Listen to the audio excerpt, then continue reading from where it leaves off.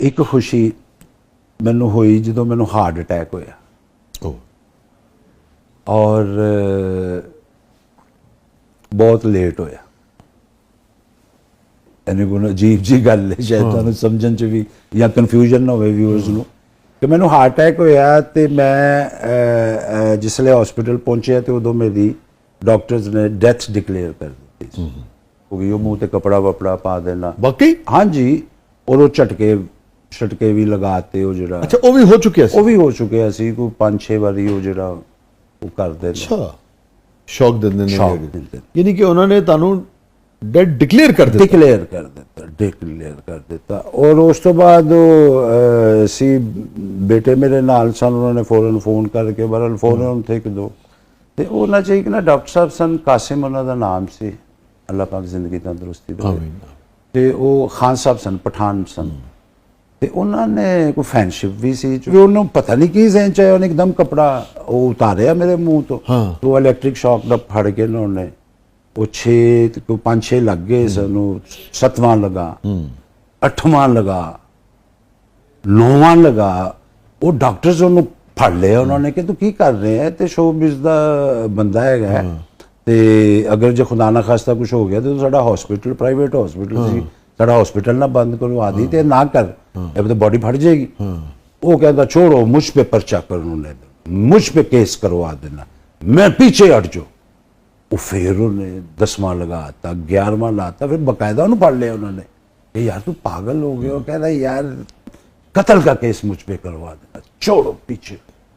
उन्हें शायद ये इस तरह 12वां इलेक्ट्रिक शॉक लगा ते मैं बावाज़े बुलंद कलमा पाक पढ़दा होया, बावाज़े बुलंद वो इस तरह करके उठ के बैठा हुआ, ला इलाहा इल्लल्लाह और मुहम्मद सल्लल्लाहु।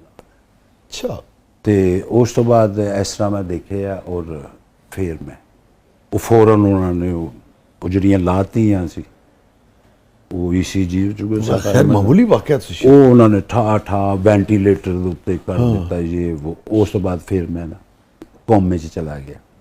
ਉਸ ਲਈ ਉਹ ਸ਼ਾਇਦ ਇੱਕ ਵਾਰੀ ਉਸ ਤੋਂ ਬਾਅਦ ਉਹ ਦਿਲ ਦੀ ਧੜਕਨ ਚੱਲਣ ਲੱਗ ਗਈ। ਉਹਨੇ ਕਿਹਾ ਠੀਕ ਹੈ ਬਚ ਗਏ ਨੇ, ਲੇਕਿਨ ਉਹ ਦੁਆ ਕਰਨਾ ਕਿ ਅੱਲਾਹ ਕਰੇ ਕਿਧਰੇ ਵਾਪਸ ਆਣ ਯਾਦਾਸ਼ਤ ਮੁਕੰਮਲ ਜਾਵੇ ਜਾਂ ਮੁਕੰਮਲ ਜਾਂ ਕੋਮੇ ਚ ਪਤਾ ਨਹੀਂ ਅੱਲਾਹ ਮੁਕੰਮਲ ਸਿਹਤਯਾਬ ਹੋ ਜਾਵੇ। ਮੁਕੰਮਲ ਸੇ ਉਹ ਸਰਕਾਰ ਫਿਰ 2 ਦਿਨ ਮੈਂ ਉਸੇ ਪੋਜੀਸ਼ਨ 'ਚ ਰਿਹਾ। ਉਹ IICU ਜਿਹੜਾ। ਉਸ ਤੋਂ ਬਾਅਦ ਫਿਰ ਮੇਰੀ ਜਿਸਲੇ 2 ਦਿਨਾਂ ਬਾਅਦ ਮੇਰੀ ਅੱਖ ਖੁੱਲੀ ਤੇ ਮੈਨੂੰ ਨਹੀਂ ਸੀ ਪਤਾ ਮੈਨੂੰ ਕਿੰਨਾ ਟਾਈਮ ਹੋ ਗਿਆ, ਲੇਕਿਨ ਮੈਂ ਅੱਖ ਖੁੱਲੀ ਤੇ ਮੈਨੂੰ ਯਾਦ ਆਇਆ ਕਿ ਇਸ ਤਰ੍ਹਾਂ ਮੈਂ ਆਇਆ ਸਾਂ ਔਰ ਮੈਂ ਬੈੱਡ ਤੇ ਬੈਠਾ ਸਾਂ ਕਿ ਐਮਰਜੈਂਸੀ ਦੇ। ਤੇ ਉਸ ਤੋਂ ਬਾਅਦ ਮੈਨੂੰ ਯਾਦ ਨਹੀਂ ਗਾ ਤੇ ਮੇਰਾ ਖਿਆਲ ਹੈ ਕਿ ਮੈਂ ਠੀਕ ਹੋ ਗਿਆ, ਮੈਨੂੰ ਅਹਿਸਾਸ ਹੋ ਗਿਆ। ਤੇ ਉਹ ਜਿਸਲੇ ਮੈਂ ਨਾ ਥੋੜਾ ਬੈਠਾ ਨਾ ਚੀਜ਼ਾਂ ਨੂੰ ਫੋਕਸ ਕਰ ਰਿਹਾ ਸਾਂ ਨਾ, ਤੇ ਮੇਰੇ ਮੂੰਹ 'ਚ ਜਿਹੜਾ ਪਹਿਲਾ ਜੁਮਲਾ ਨਿਕਲਿਆ ਸੀ ਨਾ ਸ਼ਾਹ ਜੀ, ਉਹ ਹੈਗਾ ਸੀ, ਮੈਂ ਕਿਹਾ ਓਹੋ ਫੇਰ ਉਹੀ ਸਿਆਪਾ।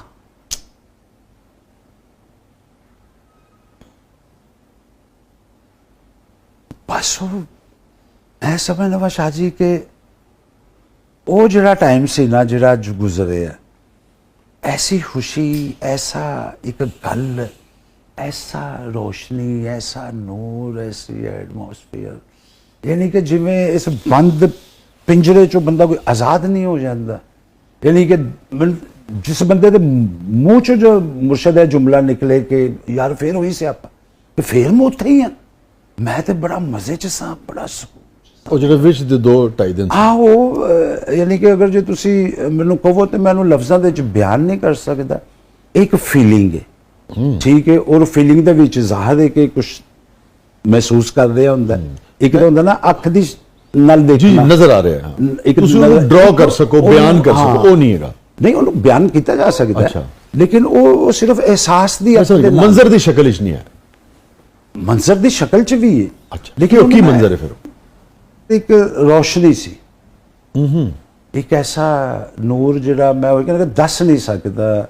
ਦੁਨੀਆ ਦੇ ਉੱਤੇ ਬੰਦਾ ਬੜੀ ਬੜੀ ਰੋਸ਼ਨੀ ਵੇਖਦਾ ਹੈ, ਲੇਕਿਨ ਉਹਦੀ ਇਤਨੀ ਪਲੇਜ਼ੈਂਟ ਫੀਲ ਔਰ ਇਤਨਾ ਹਲਕਾ ਫੁਲਕਾ।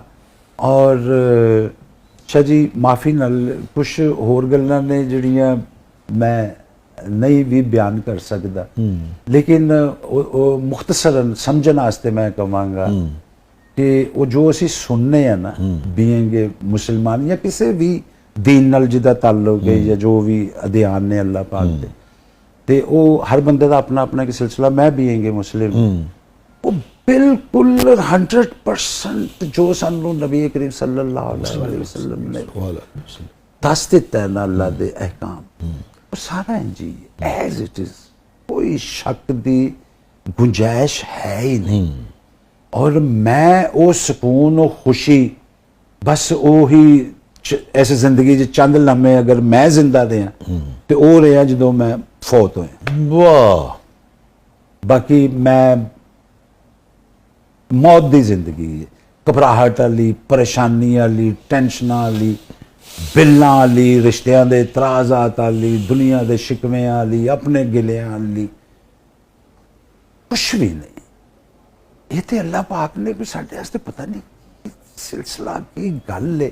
ਔਰ ਉਹ ਬੜੀ ਵੱਡੀ ਪਾਵਰ ਹੈ, ਉਹ ਮਾਲਕ ਹੈ, ਉਹ ਨਿਜ਼ਾਮ ਹੈ। ਜਦੋਂ ਬੇਸ਼ੱਕ ਤੁਸੀਂ ਕਿਹਾ ਨਾ, ਜਦੋਂ ਹੋਸ਼ ਆਇਆ ਤੇ ਤੁਹਾਡੇ ਮੂੰਹ ਚੋਂ ਨਿਕਲਿਆ ਕਿ ਫਿਰ ਉਹੀ ਸਿਆਪਾ, ਯਾਨੀ ਕਿ ਫਿਰ ਉਹੀ ਟੈਨਸ਼ਨ। ਹਾਲਾਂਕਿ ਮੈਨੂੰ ਉਹ ਸੁਣਦੇ ਕਹਿੰਦੇ ਯਾਰ ਤੂੰ ਨਾ ਸ਼ੁਕਰ ਹੈ, ਤੂੰ ਇਹ ਉਹ ਦੁਬਾਰਾ। ਮੈਂ ਕਿਹਾ ਯਾਰ ਮੈਂ ਸ਼ੁਕਰ ਅਦਾ ਕਰਨਾ, ਸ਼ਾਇਦ ਜੁਮਲਾ ਹੀ ਮੇਰਾ, ਮੈਂ ਸ਼ੁਕਰ ਅਦਾ ਕਰਨਾ, ਲੇਕਿਨ ਮੈਂ ਫਿਰ ਉਹਨੂੰ ਪਤਾ ਕੀ ਗੱਲ, ਮੈਨੂੰ ਪਤਾ ਹੈ ਨਾ ਕਿਸ ਮੈਂ ਉਹ ਫਰਕ ਜੋ ਜ਼ਮੀਨ ਆਸਮਾਨ ਦਾ ਨਜ਼ਰ ਆ ਰਿਹਾ, ਕਿਸ ਨੀਅਤ ਨਾਲ ਔਰ ਕਿਸ ਉਹਦੇ ਨਾਲ ਗੱਲ। ਤੇ ਸ਼ਾਹ ਜੀ ਹੁਣ ਸਿਰਫ ਬਾਕੀ ਦੀ ਜਿਹੜੀ ਜ਼ਿੰਦਗੀ ਹੈ ਸਿਰਫ ਉਸ ਇੰਤਜ਼ਾਰ 'ਚ ਹੈਗੀ ਹੈ ਕਿ ਉਹ ਜਿਹੜਾ ਸਿਲਸਿਲਾ ਮੁਨਕਤਾ ਹੋਇਆ ਸੀ, ਰੋਜ਼ ਰਾਤ ਨੂੰ ਮੈਂ ਉਮੀਦ ਤੇ ਸੁਣਨਾ ਕਿ ਸ਼ਾਇਦ ਅੱਜ ਜੁੜ ਜਾਵੇ, ਅੱਜ ਜੁੜ ਜਾਵੇ, ਅੱਜ ਜੁੜ ਜਾਵੇ, ਲੇਕਿਨ ਉਹ ਜਦੋਂ ਉਹਦਾ ਹੁਕਮ ਹੈ ਉਹ ਸਿਲਸਿਲਾ। ਮੈਨੂੰ ਤੁਹਾਡੇ ਸਿਆਪੇ ਤੋਂ ਸ਼ੇਰ ਯਾਦ ਆ ਗਿਆ, ਜ਼ਿੰਦਗੀ आपके मेरा नाम न शामिल करना।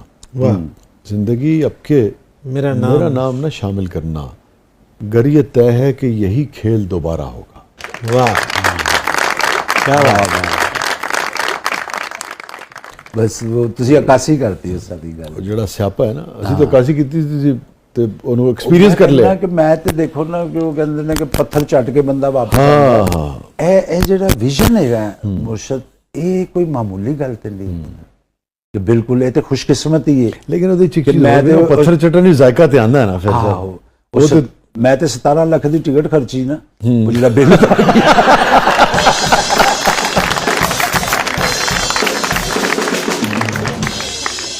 हसन मुराद साहब की जिंदगी का सबसे गमगीन लम्हा।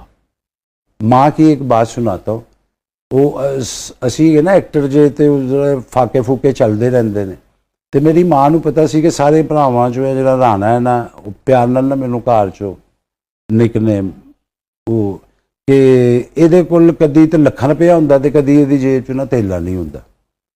जदों वालदा दी डैथ हुई ते डैथ तो सारा एकदम मैं गोद च सन मेरे, जो साह मुसाफिर होए तो मेरा ना मां नूं जफ्फी पाउण ते बड़ा दिल करदा सी कि मैं सीने नाल लावां, लेकिन तबीयत ऐसी सी कि मैं कर नहीं सी पा रहा। और हाँ, क्यों सारे बीमार सन, मैं कुछ अरसा बीमार रहे तो दुखदा सी जिसम बहरहाल। ते ओ ना उस तो बाद 10 मिनट बाद 15 मिनट बाद कमरे चो मेरी सिस्टर ने उठाया और मैंने बाहर लैके आए, तो लिया के ना तो 5-5 हज़ार के ना कोई नोट लपेटे सन, वो मेरी मुठ च हाथ च फड़ाए। तो मैं क्या यह करदे, कहंदी ये अम्मी ने दिते सन तुहाडे वास्ते। तो मैं कहा पुत्तर की करना इन्हां दा कोई, वो कहंदे नहीं अम्मी ने कहा सी कि जदों मैं दुनिया तो जावां जिस वेले ਇਹ ਪੈਸੇ ਤੂੰ ਰਾਣੇ ਦੇ ਹੱਥ ਫੜਾ ਦੇਣੇ। ਮੈਂ ਕਿਹਾ ਉਹ ਤੇ ਠੀਕ ਹੈ ਪੁੱਤਰ, ਤੂੰ ਮੈਨੂੰ ਦੇਤੇ ਇਹਨਾਂ ਦਾ ਕਰਨਾ ਕੀ ਹੈ, ਅੱਗੋਂ ਕੀ ਹੁਕਮ। ਕਹਿੰਦੀ ਕਰਨਾ ਕੁਛ ਨਹੀਂ, ਉਹਨਾਂ ਨੇ ਸਿਰਫ ਮੈਨੂੰ, ਮੈਂ ਵੀ ਉਹਨਾਂ ਨੂੰ ਪੁੱਛਿਆ ਸੀ, ਮੈਨੂੰ ਉਹਨਾਂ ਨੇ ਕਿਹਾ ਸੀ ਕਿ ਉਹਦੇ ਕੋਲ ਕਦੀ ਪੈਸਾ ਹੁੰਦਾ ਹੈ ਜਾਂ ਨਹੀਂ ਹੁੰਦਾ, ਇਹ ਨਾ ਹੋਵੇ ਕਿ ਜਦੋਂ ਮੈਂ ਦੁਨੀਆ ਤੋਂ ਜਾਵਾਂ ਤੇ ਉਹਦੀ ਜੇਬ 'ਚ ਪੈਸੇ ਨਾ ਹੋਣ ਤੇ ਉਹ ਕਿਧਰੇ ਭਰਾਵਾਂ ਦਾ ਮੂੰਹ ਵੇਖਦਾ ਫਿਰੇ ਤੇ ਜਾਂ ਕਿਧਰੇ ਕੋਈ ਅਰੇਂਜ ਕਰਨ ਟੁਰ ਪਵੇ।